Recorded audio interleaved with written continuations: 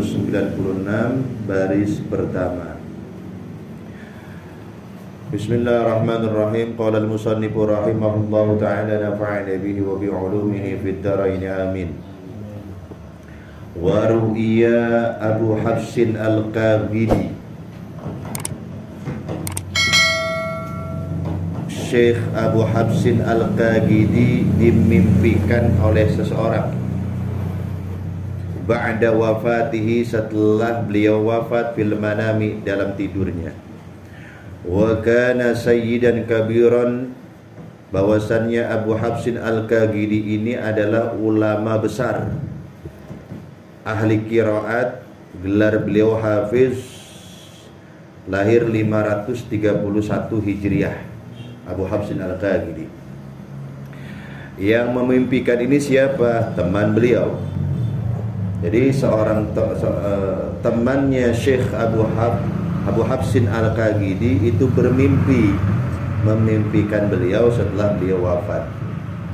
Faqila lahu, lalu teman beliau ini bertanya kepada Abu Hafsin al-Qabidi, ma fa'alallahu bika, wahai Abu Hafsin, apa yang Allah perbuat padamu?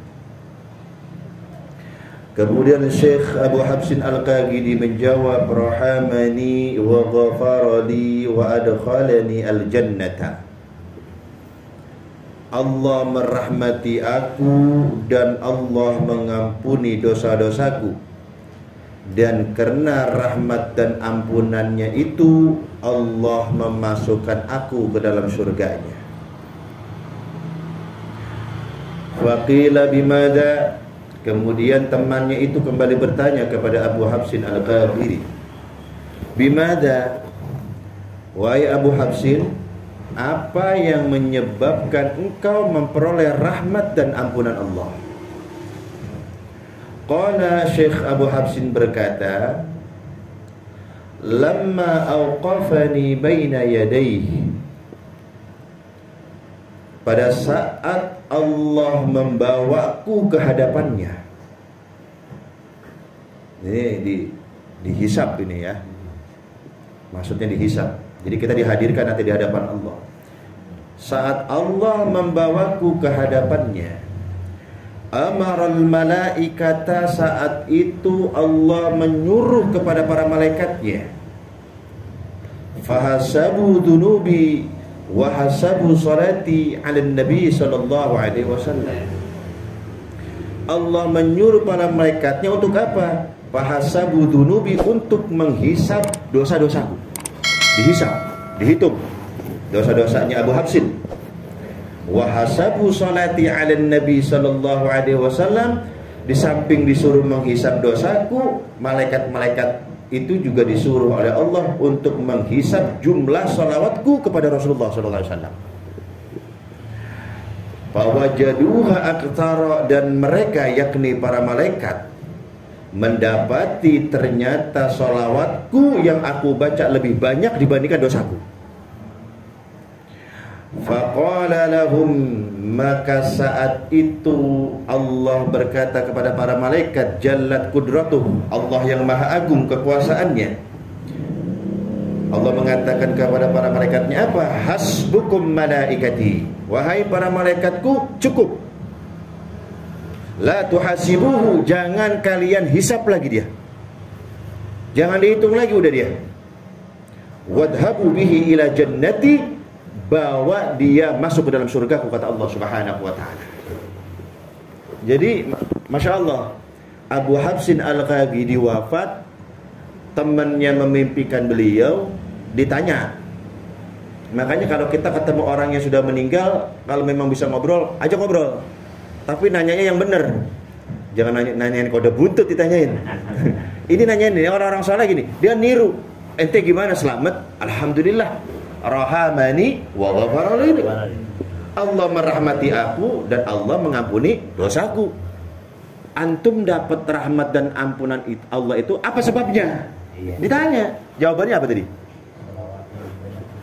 Sholawatnya lebih banyak dibandingkan dosanya. Nah gitu. Lah ini ada pelajaran berharga dari kisah ini yang bisa kita ambil.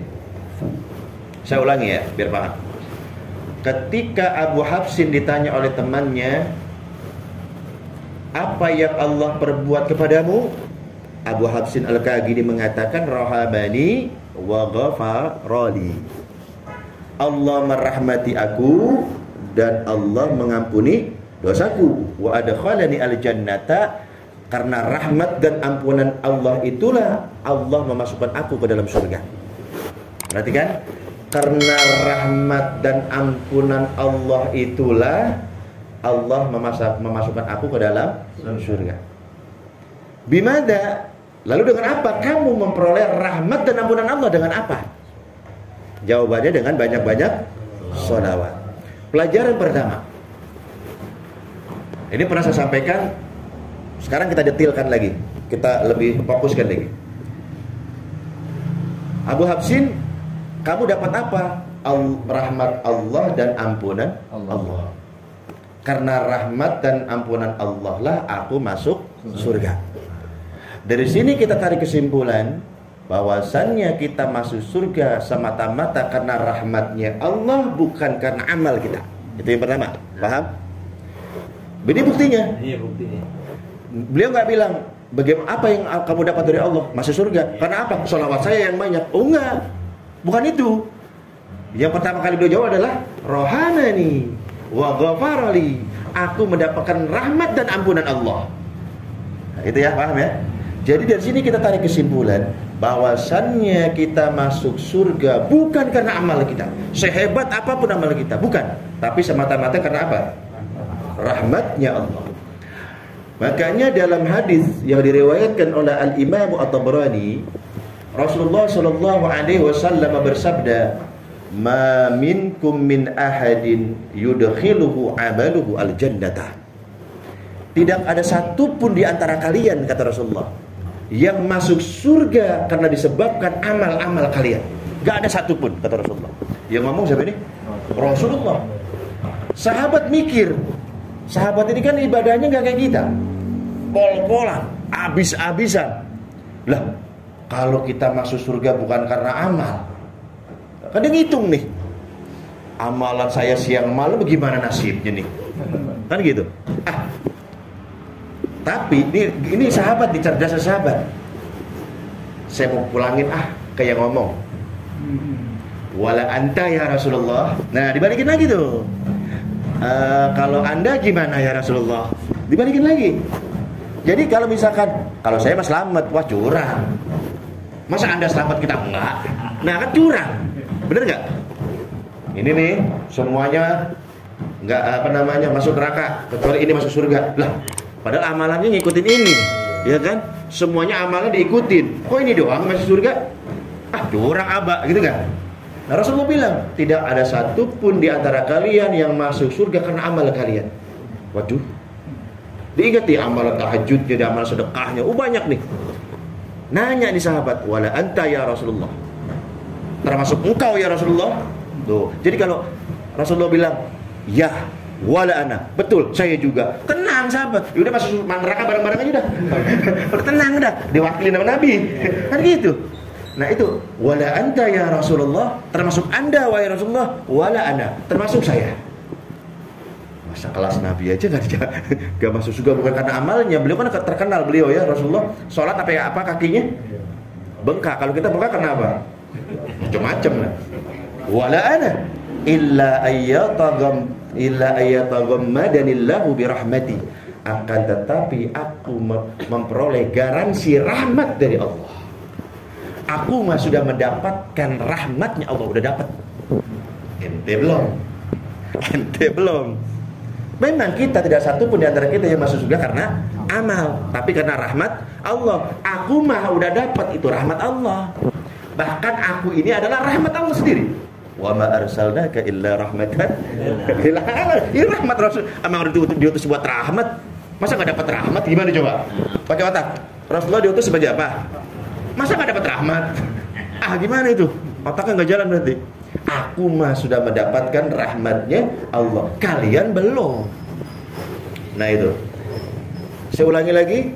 tidak ada satupun di antara kita yang masuk surga karena amal, tapi karena rahmat Allah.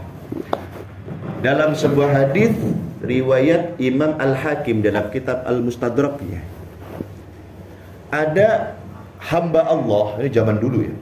Rasulullah cerita, Jibril datang ceritain ke Rasulullah. Diceritakan dulu ada hamba Allah yang hebat, ibadahnya luar biasa.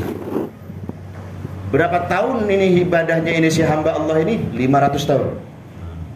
Tidak maksiat sedetik pun. Berapa ratus tahun? 500. Gopek tahun, bayangin.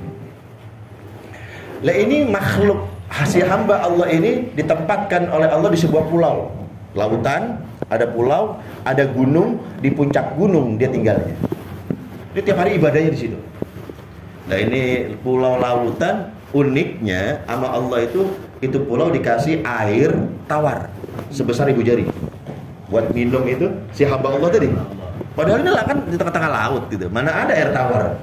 Nah, ada dibikinin air tawar buat minum itu si hamba Allah. Bukan hanya itu, ditumbuhkan juga sebuah pohon delima. Yang uniknya ini pohon delima berbuahnya tiap malam satu buah. Bukannya kalau buah kan bro banyak tahun depan musiman. Ini enggak. Tiap malam satu buah. Matang, udah seger, matang. Udah enak tinggal makan. Nih si hamba Allah ini tiap kerjaannya tiap sore turun, wudu, bebersih, metik buah delima, makan, naik ke atas ibadah sampai sore lagi. Tiap hari begitu selama 500 tahun. Nah ini ketika menjelang ajalnya, menjelang wafatnya, dia minta kepada Allah, ya Allah, ini kayaknya kalau orang soleh kan hafal tuh, biasanya udah ada petanda kalau mau meninggal, mau wafat. Ya Allah, hamba mempunyai satu permohonan. Soleh 500 tahun. Apa kata Allah? Saya ingin kau cabut nyawaku, diriku dalam keadaan sujud kepadamu. Jadi cabut nyawanya dalam keadaan sujud. Oke, kata Allah. Bukan hanya itu ya Allah. Wah, ada penawaran lagi. Apa lagi? Hamba ingin tidak ada satu makhluk pun yang bisa merusak jasadku. Saya pengen jasad saya utuh, supaya ketika hari kiamat datang aku dibangkitkan diriku utuh dalam keadaan sujud menghadapmu. Waduh, permintaan kelas tinggi ini. Hamba Allah 500 tahun. Oke, kecil itu mah kata Allah. Akhirnya ini hamba Allah ketika wafatnya bukan di bumi. Kalau taruh di bumi bisa rusak. Digantung antara baina sama'i wal ard, digantung antara langit dan bumi. Ini kadang-kadang kita suka salah ya. Wah itu mayatnya nggak terima bumi itu. Lah wali dong. Ini kita kan ada orang ya katanya, waduh orang dikubur nongol lagi, dikubur muncul lagi. Wah katanya nggak terima bumi, udah nggak terima bumi maksudnya kali ini mah ngapung nih. Jadi langit enggak, bumi enggak. Nah ini jelas jasadnya itu jelas sampai kata malaikat Jibril, kami bangsa malaikat yang diberi tugas oleh Allah turun ke bumi dari langit itu melewati jenazahnya. Ini siapa ini? Jadi malaikat bingung, ini siapa? Ada orang lagi sujud aja nggak gerak-gerak. Emang malaikat tahu kalau hamba Allah itu mati atau hidup? Nggak ada yang tahu. Hanya Allah yang tahu. Ini ngapain orang? Dikasih ilmu oleh Allah, itu adalah hambaku yang sangat soleh. 500 tahun mengibadai aku, tidak maksiat sedikit pun. Dia minta kepada aku supaya mati dalam keadaan sujud dan jenazahnya nggak rusak. Oh, dan dia minta nanti di hari kiamat dalam kondisi begini bangkitnya. Dikasih tahu ilmu oleh Allah tuh malaikat. Oh, datanglah hari kiamat. Ini hadis ya, diskusi. Datanglah hari kiamat. Kemudian ini si hamba Allah yang 500 tahun ibadah tadi dihadirkan di hadapan Allah. Begitu lihat, wah si fulan nih. Kan dalam keadaan apa? Sujud, udah hafal kan Pak Fulan. Langsung Allah nggak pakai hisab lagi, nggak dihisab lagi Allah. Ketika dihadirkan ini hamba Allah, Allah langsung bilang kepada malaikatnya, adkhilu abdil jannata birahmati. Wahai para malaikatku, bawa hambaku ini masuk ke dalam surgaku karena rahmatku, kata Allah. Si hamba tadi disuruh masuk surga karena rahmat Allah, komplain. Bal bi'amali ya Rabb. Ya Allah, kok masuk surga karena rahmatmu. Saya 500 tahun loh ibadah, seharusnya kena amal saya dong. Tuh lihat situ. Karena apanya? Karena amalku ya Allah. Berfirman lagi Allah, wahai para malaikatku, masukkan hambaku ini ke dalam surga karena rahmatku. Dibantah lagi nih, berani nih ngomong tentang soleh. Kadang-kadang kita begitu, soleh dikit berani ngatur Allah udah. Dan ini hamba Allah, ya Allah saya minta ini, begitu muncul, ya Allah bukan ini ya Allah. Kita begitu, ya Allah aku masuk ke dalam surga bukan amalku, kok karena rahmatmu sih. 3 kali dibalas oleh Allah, wahai para malaikatku, masukkan hambaku ini ke dalam surga karena rahmatku. Ngebantah lagi yang 3 kali. Makanya batas itu 3 kali. Allah aja batasnya 3 kali. Jadi kalau kita dibantah orang sekali ikut A, B aja, A, B aja, A, B aja, baru marah boleh. Nih, yang lebih berat kemarin seharusnya Allah. Di berapa kali dikomplain? Wahai para malaikatku yang terakhir nih, masukkan hambaku ini ke dalam surgaku karena rahmatku. Siapa kembali mengatakan bal bi amali ya Rabb, ya Allah karena amalku dong, bukan karena rahmatmu. Mulai ini marah nih Allah nih. Ini pala batu nih katanya, nggak bisa diatur nih, nggak ngerti ini hamba nih. Dikasih pengertian. Dan Allah memberikan pengertian kepada hambanya itu pakai akal, sesuai akalnya kita, sehingga kita paham, sehingga kita ngerti. Oh berarti dia ngandelin amal nih. Baik, kata Allah, wa yaqulullahu lil malaikati, saat itu Allah berfirman kepada para malaikatnya, qaisu abdi bi ni'mati alaihi wa amalihi. Para malaikat itu siapkan timbangan. Kan tadi kan enggak pakai dihisap. Oke, hisap kita mainkan. Ambil timbangan. Timbangan 2 ya mangkoknya. 1 amalnya. Karena kan maksiatnya enggak ada. Maksiatnya enggak ada. Amalnya doang. Yang 1 lagi, timbang bukan dengan dosa. Dengan apa ya Rabb? Dengan rahmatku, dengan nikmatku. Timbang. Ditimbang. Begitu ditimbang, nikmat Allah itu kan banyak. Wa in ta'uddu ni'matallahi la tuhsuha. Kalau kamu disuruh menghitung nikmat Allah, enggak bakal bisa. Mata dengan melihatnya, kuping dengan mendengarnya, lisan dengan berbicaranya, tangan dengan memegangnya, kaki dengan melangkahnya, hati dengan berdetaknya kan, otak dengan berpikirnya. Enggak bisa. Timbang dengan nikmatku. Nikmat yang mana ya Allah? Cukup adu dengan nikmat basor, melihat. 1 aja dulu. Kira-kira masih menang gak dia? Dari sekian banyak nikmat Allah yang diadu cuma 1. Nikmat apa? Mata doang, melihat. Begitu ditimbang, jomplang. Nikmat Allah yang melihat 1 mengalahkan ibadahnya selama 500 tahun. Kalau bingung dia nih. Belum lagi nikmat-nikmat Allah yang lain yang udah ngantri. Itu kan baru melihat, mendengarnya belum, berbicaranya belum, ininya belum. Dia masih ngantri. Ini gimana sih saya nih? Nah, gua aja belum beres bro. Ya aneh aja pas menang lawan dia nih. Aduh, nggak apple to apple, nggak sesuai ini. 500 tahun dibandingkan cukup dengan melihat, kalah itu. Selesai ditimbang, ya, selesai ditimbang ternyata kan amalnya kalah. Kemudian saat itu Allah berfirman kepada para malaikatnya, adkhilu abdin nara. Malaikatku, seret hambaku di neraka. Main-main macam-macam sama saya. Mau main timbang-timbangan sama saya. Diadu 1 aja udah kalah. Akhirnya para malaikatnya Allah kan samaan wa ta'atan. Maka nggak ngerti, disuruh ngikut aja, disuruh timbang-timbang, disuruh seret-seret ke neraka. Begitu ini hamba Allah yang 500 tahun ibadah tadi diseret sama malaikat neraka, teriak ini Pak Yunadi, berteriak ini si hamba Allah, ya Rabb, ya Rabb, ya Rabb, ya Allah, tunggu birahmatika adkhilil jannata. Kalau begitu saya siap masuk surga karena rahmatmu aja. Tadinya sebelumnya ngotot apa? Amalnya aja. Saya baru ngerti, saya baru paham. Alapu kalau bahasa anak. Alapu nih beb. Alapu. Allah afuun karim. Allah ya, Allah afuun karim. Kalau kita digituin udah kesel duluan, enggak ada maaf-maafan udah. Neraka aja udah. Nyemplung aja udah. Ya Rabb, tunggu. Kalau begitu saya ridho, saya rela, saya masuk surga karena rahmatmu. Begitu dia lagi diseret nih sama malaikat. Kan belum ada instruksi dari Allah. Farudduhu, wahai para malaikatku, kembalikan ke sini. Bawa lagi ke sini. Alhamdulillah, dibalikin lagi. Ditaruh lagi di hadapan, dihadirkan lagi di hadapan Allah Subhanahu wa taala. Kemudian baru diajak diskusi. Ini saya baca hadis ini, subhanallah, ini begini orang tua nih, mestinya. Bagaimana baiknya Allah gitu ya. Udah nggak bantah sekali, 2 kali, sabar gitu Pak, 3 kali. Begitu kebentur, syukurin lu. Malah kita syukurin anak kita sendiri. Jangan tarik. Ini aja farudduhu, bahwa wahai para malaikatku, bawa ke sini. Saya mau ngobrol ini. Karena belum paham ini dia nih. Begitu di hadapan Allah, ditanya oleh Allah. Fayaqulu, Allah berfirman, abdi, man khalaqaka wa lam taku syai'an. Wahai hambaku, siapa yang menciptakan engkau? Bukankah dulu engkau tidak ada? Siapa yang menciptakan engkau? Anta ya Allah. Yang menciptakan aku adalah engkau ya Allah. Diajak diskusi ya Allah. Engkau yang menciptakan aku wahai Allah. Baik. Akana dzalika min kibalik am bi rahmati? Kamu wujud di alam dunia, kamu ada di alam dunia karena kemauan kamu sendiri atau karena kamu ada karena rahmatku?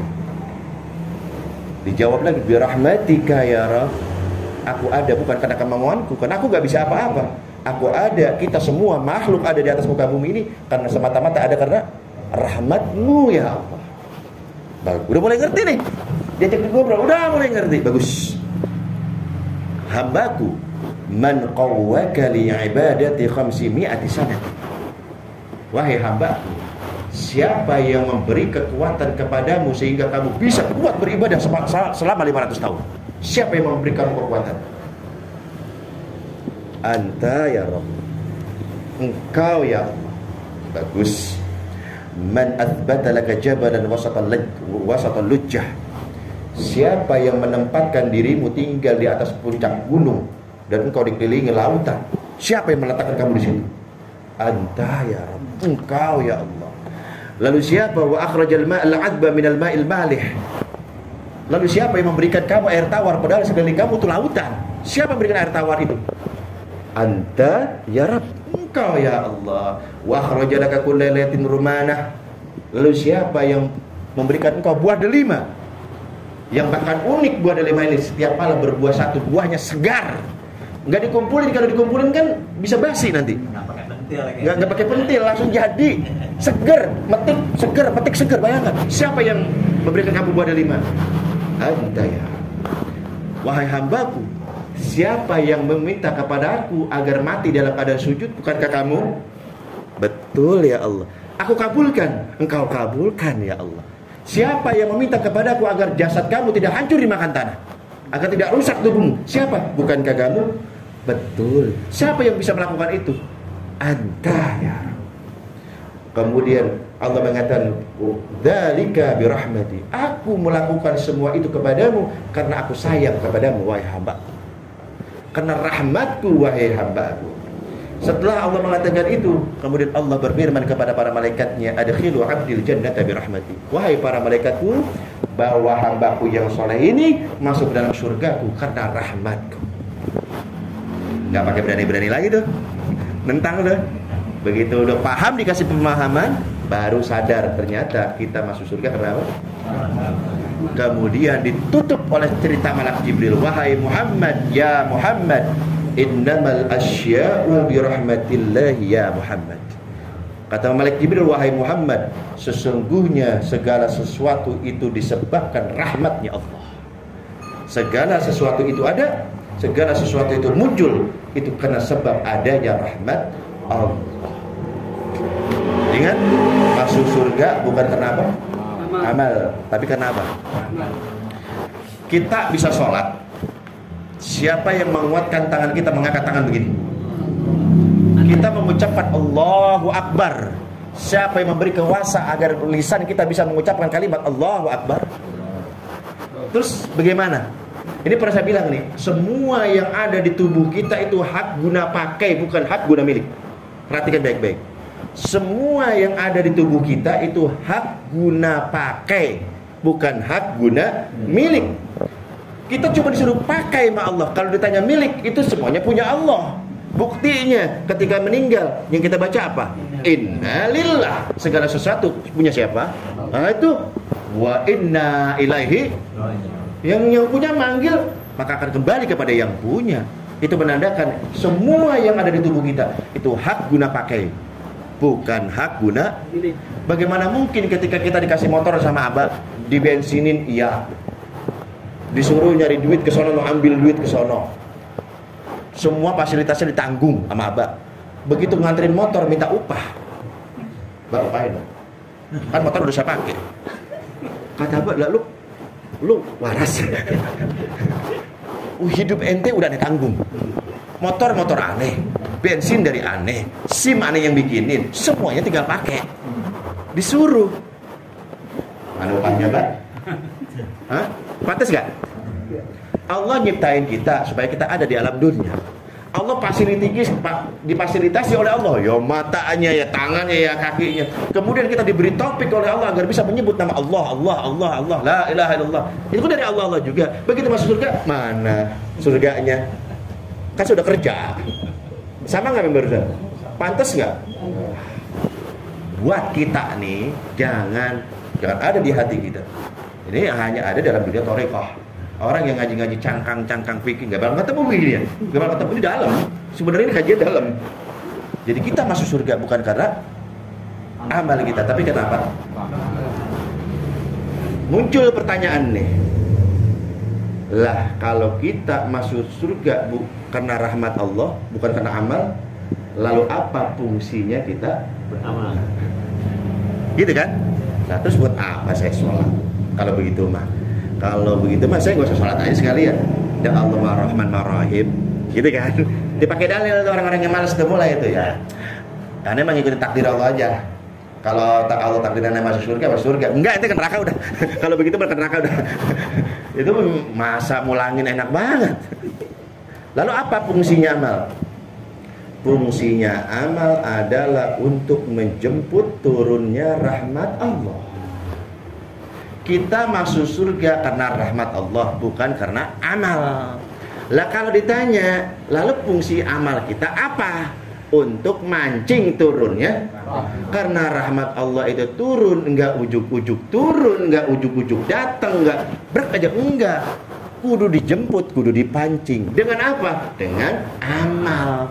Jadi kita minta nih kepada Allah, ya Allah dengan amal sholatku turunkan rahmatmu. Jangan surganya, salah. Rahmatnya. Nah karena dengan rahmatnya itu kita kunci masuk pintu surga. Begitu, ngerti nggak? Seperti itu. Nah tadi Syekh Abu Habsin Al-Qabidi ketika ditanya, kita balik lagi ke kisah awal, apa yang Allah perlakukan kepada anda? Rahamani wa ghafarali wa adkhalani al-jannah. Allah merahmati aku, Allah mengampuni aku. Karena rahmat dan ampunannya itu aku masuk surga. Ditanya lagi kan, bimada? Dengan apa kamu memperoleh rahmat dan ampunan Allah itu? Dengan apa? Dengan sholawat. Banyak cara agar kita bisa memperoleh turunnya rahmat Allah, banyak cara. Kita urai satu-satu. Sedikit, ini banyak, puluhan. Saya sortir. Yang pertama, cara agar kita bisa mendapatkan rahmat Allah, turun rahmat Allah buat kita. Apa yang pertama? Berbuat ihsan. Berbuat apa? Apa itu ihsan? Kehidupan kita seakan-akan selalu dalam pengawasan Allah. Orang ada CCTV, ada kamera, melanggar sedikit dihukum. Berani ngelanggar? Ini aneh pasang CCTV di sini. Ente kudu bener. Kalau ente ngelanggar, aneh hukum. Masih berani ngelanggar? Pakai tidur. Jangan pakai tidur. Pada syaratnya lagi nggak pakai tidur, nggak pakai nguap, udah nguap gahat pokoknya dah. Kira-kira masih bisa nggak dia pada ngelanggar? Nggak kan? Semaksimal mungkin kan? Kenapa? Ada yang ngawasin. Salah satu asma Allah dari Asmaul Husna adalah Basir, betul? Artinya apa? Ketika Maha melihat Allah ini kita ambil, kita masukkan ke hati kita, sesungguhnya Allah akan melihat seluruh amal kita, maka nggak ada tempat untuk kita bisa melakukan maksiat kepada Allah, nggak bisa. Allah mau melihat. Kalau itu kita tarik kemari, mau begini, Allah basir. Mau begini, Allah melihat. CCTV. Nah, jadi nggak ada tempat bagi orang-orang yang mengamalkan basir itu Makanya kan ada hadis, man ahsahada falal jannah, barang siapa yang menghafalkan Asmaul Husna masuk surga. Bukan karena hafal doang. Hafal doang anak TK juga bisa. Mengamalkan isinya, basir, dia merasa dilihat oleh Allah sehingga nggak ada tempat bagi dia untuk memaksiati Allah. Pintu ditutup, jendela ditutup, hordeng ditutup, nggak ada yang lihat. Allah mengetahui. Bahkan rahmatnya Allah ketika orang-orang bermaksiat di tempat yang terpencil, di tempat yang tertutup, pintunya ditutup, semua ventilasi ditutup. Dia maksiati Allah, tapi tetap dikirimin oksigen oleh Allah. Coba, gimana kurang baiknya Allah? Rahmatnya Allah gimana? Coba pikir. Orang maksiat di tempat tertutup, dia kenapa pintunya ditutup? Malu sama tetangga. Kalau Allah bilang begini, abdi, wahai hambaku, engkau malu kepada tetanggamu. Kenapa engkau tidak malu kepada aku? Sedangkan aku adalah Tuhanmu, sedangkan aku adalah penciptaan kamu. Kenapa kau malu kepada makhluk, bukan kepada aku, Khalik? Itu gimana itu? Kita maksiat Allah, fasilitas tetap dikasih. Iya. Kurang rahmatnya apa Allah? Orang yang mabuk, yang megang-megang botol. Tadi kan kita bilang, itu tangan siapa? Tangan kita, hakikatnya punya siapa? Allah. Bisa nggak dilumpuhkan oleh Allah? Kenapa enggak? Rahmatnya Allah. Kita diberi kesempatan oleh Allah, mudah-mudahan hambaku ini mau berbalik kepadaku, bertaubat kepadaku. Agar tangannya yang tadi megang botol dipakai untuk memegang Quran, memegang tasbih, memegang ulama, bersalaman dengan para orang-orang saleh. Diberi kesempatan oleh Allah. Allah nggak galak, diberi kesempatan. Itu adalah rahmat Allah. Ihsan artinya orang yang merasa diawasi oleh Allah. Dalilnya dalam surah Al-A'raf ayat 56, Allah nyatakan inna rahmatallahi qaribun minal muhsinin. Sesungguhnya rahmat Allah sangat dekat kepada orang-orang yang berbuat ihsan. Rahmat Allah sangat dekat kepada orang yang berbuat. Kenapa itu kata definisi ihsan? Kamu seakan-akan melihat Allah. Kalau kamu tidak mampu, maka yakinlah sesungguhnya Allah melihat kamu. Ini berat, gampang? Berat. Sebenarnya kita ini kadang-kadang punya ihsan, cuman nggak diasah, nggak dilatih. Pada waktu-waktu tertentu saja. Contoh, bulan puasa kemarin, waktu kita wudhu, kumur-kumur nggak? Kumur-kumur. Kalau seandainya kita minum air wudhu kita, tetangga sebelah yang wudhu samping kita tahu nggak? Kenapa nggak diminum? Saya tanya, kenapa nggak diminum? Karena hatinya sadar Allah itu apa namanya? Ihsan. Orang yang berhaji, orang yang berumroh, tawaf 7, sa'i 7. Orang nggak tahu nih, gua 5 aja, 5 putaran aja. Udah beres rapi. Ajib dah pokoknya. Ajib apa? Ente baru 5. Capek udah dipaksa sama dia. Terus 2 lagi. Kenapa? Ihsan tuh. Sholat Johor nih, ntar nih berapa rakaat? Pernah curang 3? Hah? Curang sekali-kali curang udah gak ada yang tahu, saya sholat sendirian di rumah, gak berjamaah kan, Johor 3 aja Ada yang pernah gitu? Kenapa?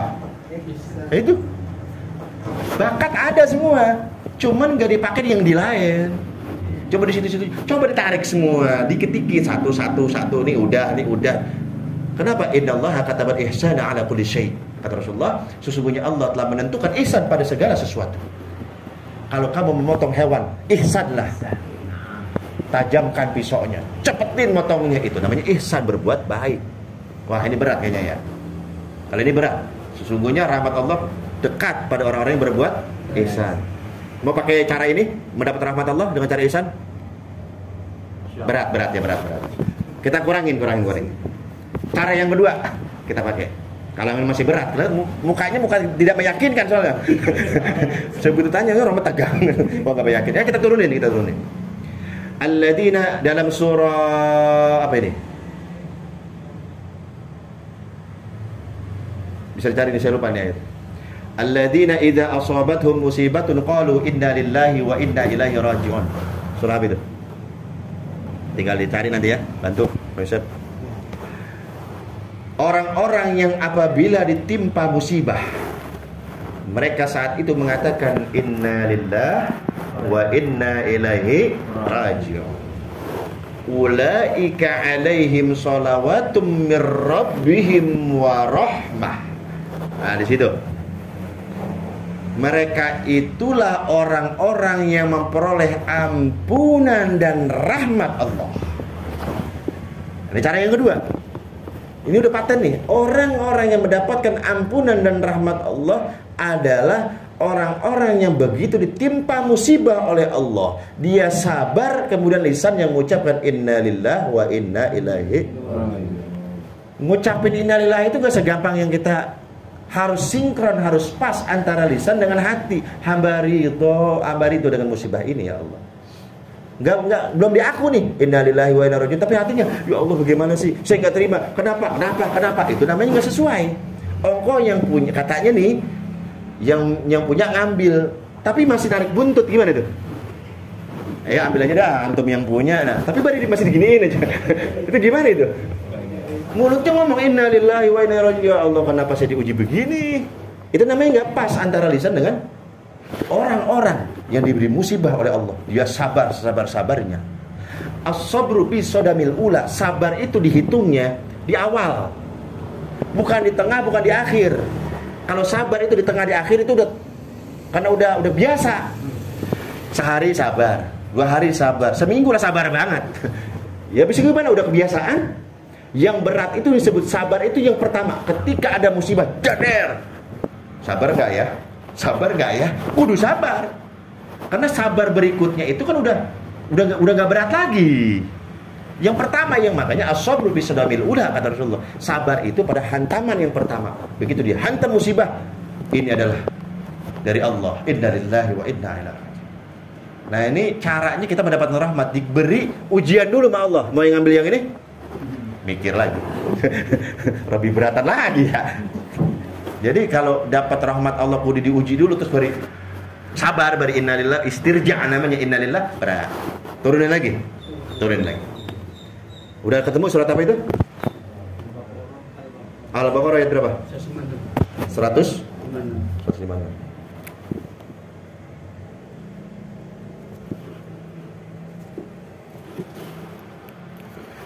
Lanjut, cara untuk mendapatkan rahmat Allah. Al-A'raf ayat 156. Allah nyatakan wa rahmati wasi'at kullu syai'in, dan rahmatku meliputi segala sesuatu, kata Allah. Dan rahmatku meliputi segala sesuatu, kata Allah. Fasa'aktubuha lilladzina yattaquna wa yu'tuna zakata walladzina hum biayatina yu'minun. Maka aku akan tetapkan rahmatku itu, kata Allah, bagi orang-orang yang bertakwa, bagi orang-orang yang menunaikan zakat, bagi orang yang beriman kepada ayat-ayat kami, kata Allah. Rahmat Allah ditetapkan bagi 3 orang. Yang pertama, bagi orang yang bertakwa, menjalankan semua perintah Allah, menjauhi semua larangan Allah, itu takwa. Kita masih suka ngelanggar nggak? Jawab, masih nanya nih. Masih suka ngelanggar nggak? Berarti sesuai kategori takwa belum? Belum. Menunaikan zakat. Apa yang paling tinggi zakat fitrah? mal gitu. Belum. Sedekah mikir-mikir kan ya. Enggak mikir-mikir. Berarti belum masuk juga ya. Masih 50-50 lah ini malah. Kalau zakat mah. Yang terakhir, orang-orang yang beriman kepada ayat-ayat kami. Mengimani seluruh ayat yang ada di Quran. Kufur jangankan dengan 1 surat, 1 huruf pun dia tidak yakin kufur. Nah banyak orang yang ngutak-ngutik ayat. Dia bilang ayat itu udah gak relevan, surat ini udah gak cocok dengan zaman sekarang, kita ganti. Gak ada lagi istilah kafir-kafiran. Ya udah hapus aja surah Al-Kafirun. Kalau begitu, pokoknya bau-bau kafir yang ada di ayat coret-coretin, baru aneh ngikutin. Kalau ente berani aneh ikutin. Kalau ente berani, buktinya gak ada yang berani sampai sekarang. Usul doang, usul siapa juga bisa. Usul siapa juga bisa. Ayat ini gak cocok, ayat ini. Terus yang cocok menurut ente apa? Ayat kok semau-mau ente. Jadi ayat yang menguntungkan dirinya dipakai, yang gak menguntungkan dibuang gitu. Sampai ini ibu-ibu nih, saya bilang nih ibu-ibu, memang gak ada ibu-ibu yang rela dipoligami, itu gak ada. sangat berat banget ibu-ibu yang rela di bohong dan serela-relanya nangis mah pasti dah. Pasti itu. Tapi jangan sampai kebencian ibu dengan poligami membuat ibu membenci ayat, membenci Quran. Kan pankihu ma qabalakum minan nisa masna wa thulatha. Saya bilang ini misteri saya, Mang. Kalau emang anti poligami, tapi jangan rebet-rebet ke ayat ya.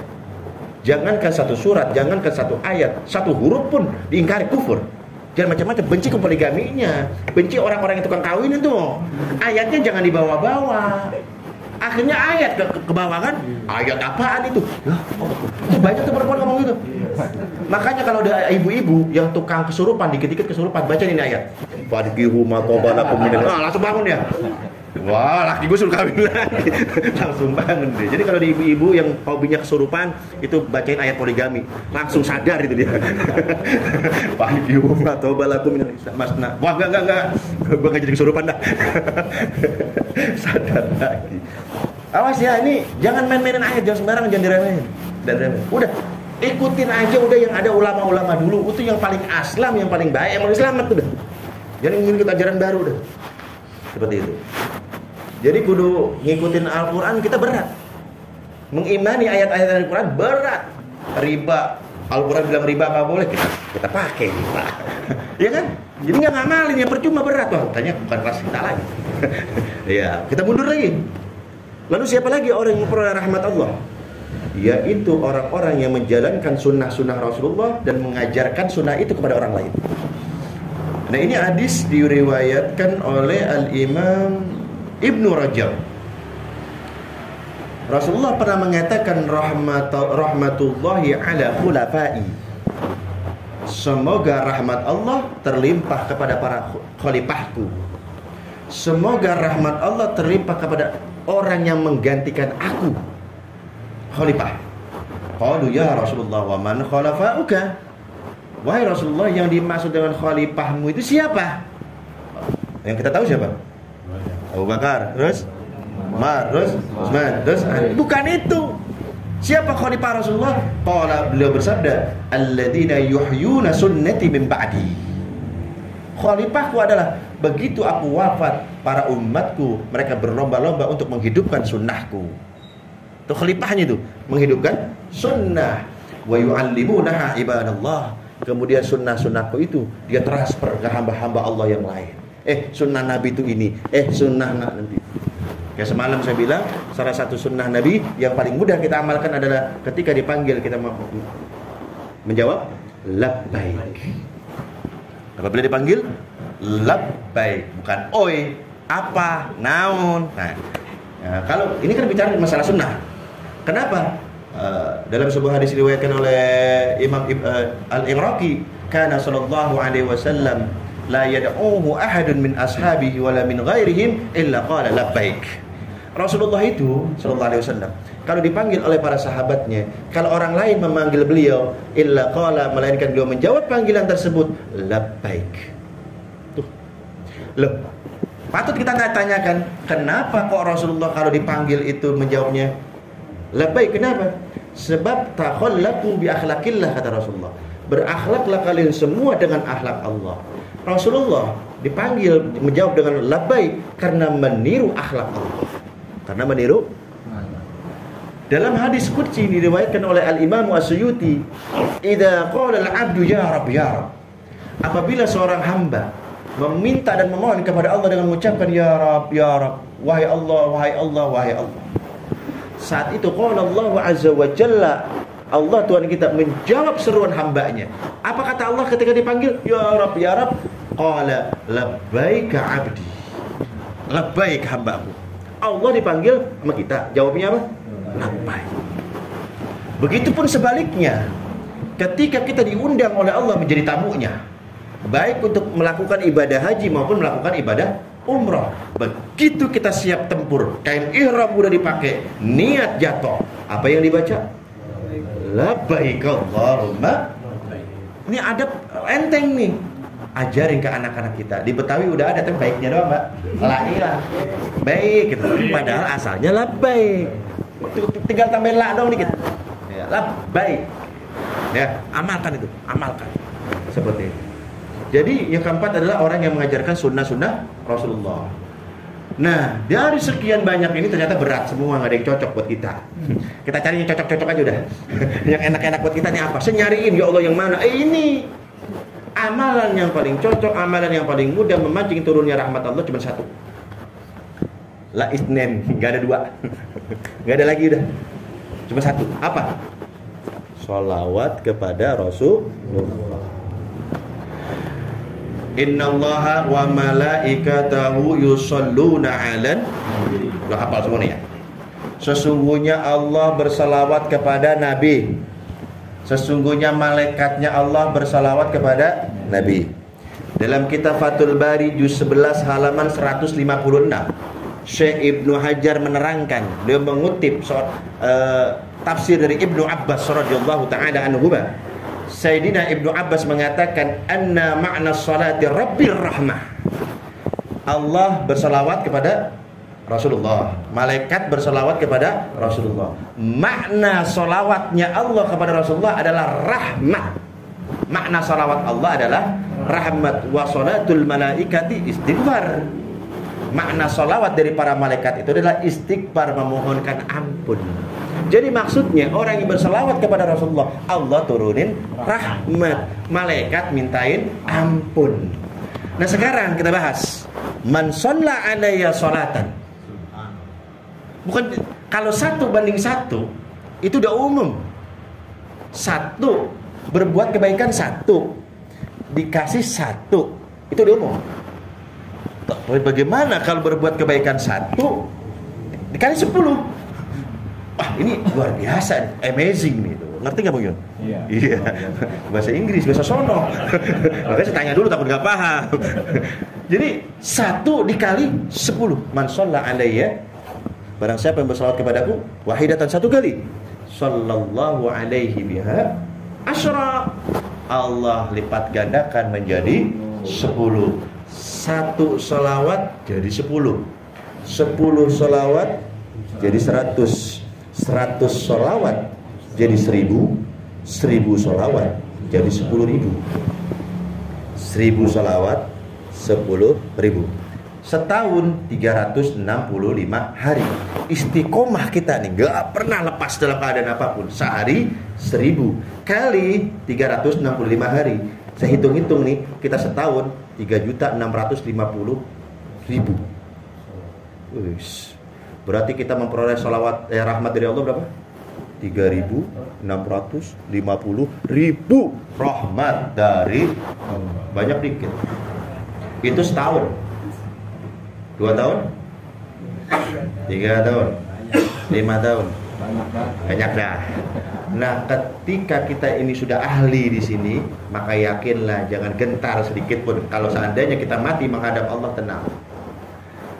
Kita menghadap Allah membawa rasa kecintaan kita yang besar kepada Rasulullah. Apa buktinya?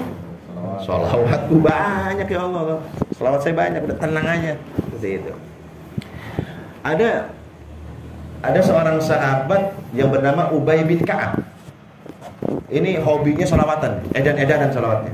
Kita tiru beliau nih, kita kupas nih Pak. Ubay bin Ka'ab mengatakan, ya Rasulullah, aku ini adalah sahabatmu, umatmu yang paling banyak sholawat kepada bayanya. Kayaknya nih. Bagaimana ya Rasulullah kalau waktu saya pakai 1/4? Maksudnya gua sholawat kepada kamu 24 jam dia pakai 1/4-nya. Kata Rasulullah, masih terserah kamu. Wa in zitta fa wa khairun lak. Tapi kalau kamu tambahin itu lebih bagus. Ulangi nih ya. Ya Rasulullah, dari 24 jam waktu 1/4-nya itu saya pakai untuk bersolawat kepadamu. Kata Rasulullah apa? Masyita, terserah kamu. Wa in zitta, akan bila kamu tambahin lagi, fahuwa khairun laka, itu lebih baik untukmu. Perhatikan, khairun lak, baik untukmu, bukan khairul li, baik untukku, kata Rasulullah, bukan. Perhati nih. Jadi dia yang ngucap, yang dapat untung, ya dia. Kan kalau kamu tambahin, itu lebih baik bagi kamu, bukan buat aku. Coba bayangin. Kita mana ada nyebut nama orang dapat keuntungan apa coba? Ada nggak? Makhluk selain Rasulullah dah, nabi-nabi yang lain itu? Gak ada. Bahkan kita apabila disebutkan nama Allah saja cuma sunnah hukumnya mengatakan Ta'ala Azza wa Jalla. Cuma sunnah, gak wajib. Gak dihukumin apa-apa, enggak, ditinggalin. Allah udah beres. Karena zatnya Allah nih, rahimnya udah luar biasa. Jadi gak pakai embel-embel, beres. Tapi jangan coba-coba disebut nama Muhammad gak sholawat, jangan coba-coba ente. Dibelain habis-habisan nama Allah. Aku aja sholawat. Malaikatku aja bersalawat. Ya ayyuhalladzina amanu. Yang ngaku-ngaku iman. Sallu alaih. Salawat juga dong ente semua. Aneh aja bersalawat, malaikatku aja bersalawat. Masa ente kagak? Nah, untuk membangkitkan itu, memang kan kita makan main hitung-hitungan. Kita nih, apa ya keuntungannya? Allah ngerti Allah. Apa nih keuntungannya? Bukan 1 kali 1 bukan begitu, kata Allah. Terus berapa ya Allah? 1 kali 10. Itu baru di situ tuh. Belum kemarin kisah-kisah yang udah kita bahas. Dapat bocoran talqin kan, ingat gak? Iya. Yang hadir. Jadi kan talqin 2 kali, masih ingat gak? 1 yang dari orang yang hidup, ustaz tuh. Wahai hamba Allah, jika kamu ditanya man rabbuka, jawab Allahu Rabbi. Lah begitu ustaznya pergi dia bingung. Tadi apa yang kata si ustaz kan? Malaikat galak banget. Waduh, ustaznya udah pergi lagi. Wah, dia bingung. Ternyata begitu mau dipukul sama Munkar Nakir, ada makhluk kan, tampan wajahnya, harum tubuhnya. Malaikat Munkar Nakir, itu tanggungan nih. Kata nih makhluk, ente tolol banget, ente bodoh banget. Kalau ente ditanya man rabbuka, jawab Allahu Rabbi. Ditegasin lagi. Kalau ente ditanya wa man nabiyuka, siapa nabi kamu, jawab Muhammadun nabiyyi. Kalau ditanya wa ma kiblatuka, Ka'bah tu kiblati, dijelasin. Wah, ini enak nih. Ini pinter nih, dia tahu kalau itu jawabannya. Cuman mulutnya dikunci oleh Allah. Karena banyak ngomong. Banyak ngomong yang enggak bermanfaat ketika di dunia, mulutnya dikunci, enggak bisa jawab. Apalagi tukang bohong, apalagi tukang ngibul, hati-hati itu. Dikunci. Nah, begitu beres, pede dia. Oke. Ayo, tanya. Itu nantanya. Man rabbuka? Allahu Rabbi. Wa man nabiyuka? Muhammad nabiyyi. Wah, udah dapat bocoran. Yang bocorin masih ada. Enggak kemana-mana. Beres. Udah. Begitu beres, malaikat Munkar Nakir begini. Ya Abdullah, wahai hamba Allah, semoga kamu dirahmati oleh Allah. Man anta? Siapa kamu? Aku adalah makhluk yang Allah utus kepada kamu, berasal dari bacaan sholawatmu kepada kamu. Jadi nanti bacaan sholawat kita tuh nanti bentuknya akan menjadi makhluk yang tampan, tubuh yang harumnya luar biasa. Nanti kasih bocoran, talqin ke kita. Pengen nggak? Kemarin kita kupas ya Pak, yang hadir makanya bolong-bolong mulu ngajinya. Jadi saya ngulang-ngulang lagi. Allah. Jadi kalau kamu tambah Ubay bin Ka'ab, fahuwa khairun lah, bagus untukmu, bukan buat aku loh. Rasulullah yang untung, gua yang rugi. Enggak, lu yang untung, gua mah kagak. Enggak perlu dah. Akhirnya gimana kalau an-nisfa ya Rasulullah? Setengah dari 24 jam setengah saya pakai untuk sholawat. Terserah kalau kamu tambahin. Bagus. Ya, kalau begitu 2/3 dari waktu saya pakai untuk bersolawat. Terserah. Terus bersantai, terserah deh. Tapi kalau ente tambahin, qala ya Rasulullah, ngerti baru nih sahabat Ubay, ngerti nih. Ya Rasulullah, kalau begitu aj'aluha kulluha laka. Kalau begitu 24 jam aku habiskan waktuku, aku pakai untuk berselawat kepadamu. 24 jam dihabiskan waktunya untuk selawat. Apa jawaban Rasulullah? Idzan tukfahammak wa yukfaru laka dzambak. Kalau begitu kebutuhanmu akan dicukupi oleh Allah. Kalau begitu dosa-dosamu diampuni oleh Allah. Satu, kita sholawat, maka satu dosa, satu kebutuhan Allah cukupi buat kita, gitu kan ya? Satu dosa diampuni gitu kan? 2 sholawat, 3 sholawat, 1000 sholawat. Semakin banyak sholawat, semakin banyak hajat-hajat kita dicukupi oleh Allah. Semakin banyak kita bersolawat, semakin banyak juga dosa-dosa kita yang diampuni oleh Allah. Dalam hadis lain disebutkan, maksudnya dicukupi keperluan itu apa? Imma urusan dunia, imma urusan akhirat. Itu menurut hadis Imam Ahmad. Baik urusan dunia maupun urusan akhirat. Nah, saya mau tanya nih, kalau urusan dunia kan beda-beda ya kebutuhannya. Ada yang pengen naik jabatan, ada yang juat pengen kawin, ada yang pengen gajinya naik, segala macam, beda-beda kan? Jadi beda-beda nih kalau hajat dunia. Nah kalau hajat akhirat sama kan? Minta apa? Syafaat kan? Minta syafaat beliau kan? Masalahnya semua para nabi itu mempunyai doa yang mustajab. Wa inni akhba'tu da'wati syafa'atan li ummati yaumal qiyamah. Akan tetapi doa pamungkasku aku simpan rapat-rapat, saya nggak keluarin, kata Allah. Nabi-nabi yang dulu udah dipakai. Nabi Nuh mati. Nabi Musa mati. Dipakai semua senjata pamungkasnya, kecuali aku, kata Rasul. Aku simpan baik-baik. Supaya kenapa? Doa pamungkasku ini aku pakai nanti di hari kiamat sebagai syafaat untuk umat. Aku simpan baik-baik. Seluruh umatku akan mendapatkan syafaatku, kecuali orang yang syirik kepada Allah, yang gak dapat. Jadi semua umat Rasulullah dapat syafaat. Nah, yang minta syafaat Rasulullah bukan 1-2, tapi semuanya. Kira-kira yang duluan dapat siapa? Saya nanya nih, kan banyak nih. Semuanya kebagian kan? Kalau namanya pembagian sembako aja lama, ya kan? Pembagian minyak goreng aja lama. Antri. Perlu relasi nggak? Supaya bisa maju depan. Bang Haji, Assalamualaikum. Harus cium tangan bolak-balik. Ini mau ngaji, kupon. Lah, gua pakai disuruh gitu nih, kupon. Bilang aja minta tolong biar cepetan, kita ngerti. Gitu kan? Yang ngantri banyak, kita pakai kupon itu. Kuponnya apa ya? Udah. Kalau kita ngandelin kebagian syafaat Rasulullah lama. Pakai kupon nih. Pakai rekomendasi nih. Apa ya? Apa kira-kira? Sholawat. Rasulullah mengatakan paman kana aktsaruhum alayya salatan kana aqrabuhum minni manzilatan. Orang yang paling dekat kedudukannya denganku nanti di hari kiamat, orang yang paling banyak shalawatnya kepadaku, itu yang paling dekat. Kira-kira kalau dikasih, kita mau ngasih barang, orang yang jauh dulu, orang yang dekat dulu? Orang yang akrab dulu atau orang yang gak akrab? Akrab. Baru yang lain. Pantas gak? Deh. Itu kita lewatin, betul gak? Kan orang yang paling banyak sholawatnya, orang yang paling dekat kedudukannya dengan siapa? Kita di sebelah nih. Kita nggak ngomong, nggak, diem aja. Oh, pembagian syafaat ya Allah ya? Iya. Masa yang belakang enak aja, makanya ngaji jangan belakang sini. Biar syafaatnya deketan. Belakang kejauhan tuh. Kan pasti, wah si Fulan. Nih kuponnya, nih kupon surganya, nih kupon surga. Maka jawabannya mulai sekarang banyak-banyak lagi baca sholat. Itu saya dapat sampaikan, lebih kurangnya manfaat. Ditutup doa. Jadi saya ulangi lagi, kita masuk surga bukan karena amal, tapi karena rahmat Allah. Dan amalan yang paling cepat memancing turunnya rahmat Allah, amalan yang paling mudah memancing turunnya rahmat Allah adalah sholawat kepada baginda Nabi Muhammad